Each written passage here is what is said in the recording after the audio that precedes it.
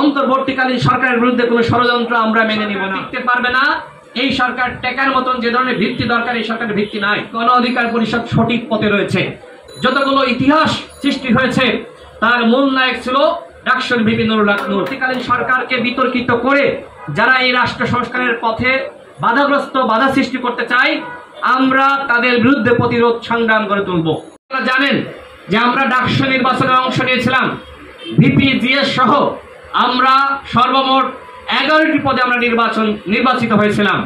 এরপরে মেজর ছিনা হত্যাকাণ্ডের প্রতিবাদ আপনারা সকলে জানেন, সেই প্রতিবাদ কিন্তু কেউ শুরু করে নাই, আমরাই শুরু করেছিলাম, রাজপথে আমরাই প্রতিবাদ করেছিলাম।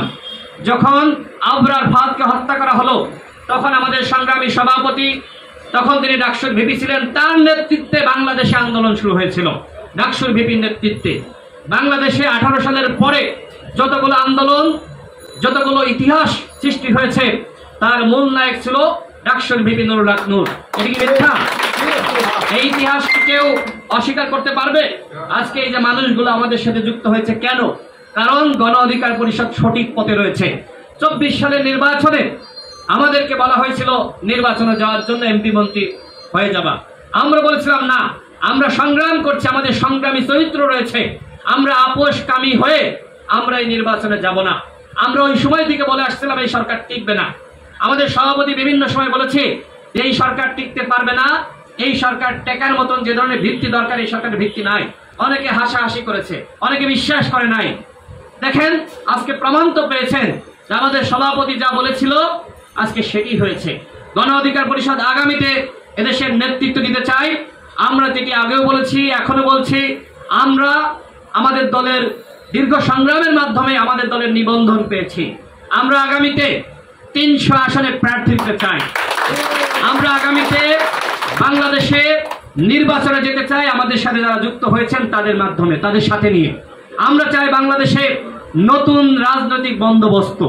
পুরাতন রাজনীতির মাধ্যমে 53 বছরে যেহেতু পরিবর্তন হয়নি, সুতরাং ভবিষ্যতে হবে সেটি কিন্তু এখনকার তরুণ সমাজ, এখনকার জনগণ বিশ্বাস করে না। আর এই কারণেই কিন্তু এখন রাজনৈতিক সংস্কারের আলাপ হচ্ছে।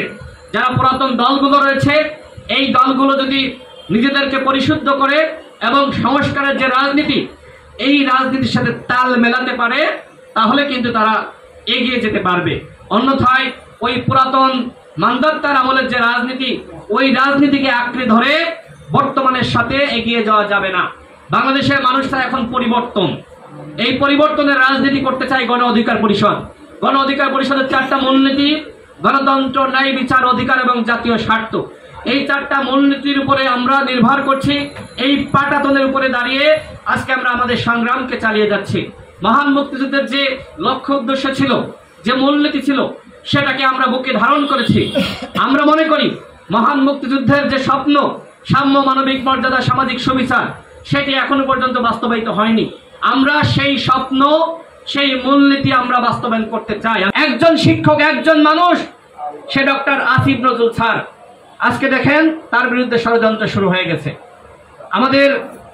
আমার দেশ পত্রিকার সম্পাদক মাহমুদুর রহমান তিনি কারাগারে গিয়েছেন এবং আরেকজন প্রথিতযশা সাংবাদিক, আপনারা জানেন যে তিনি কিন্তু আইন মন্ত্রণালয়ে আবেদন করেছিলেন এবং তিনি কিন্তু জামিন পেয়েছেন, শফিক রহমান সাহেব।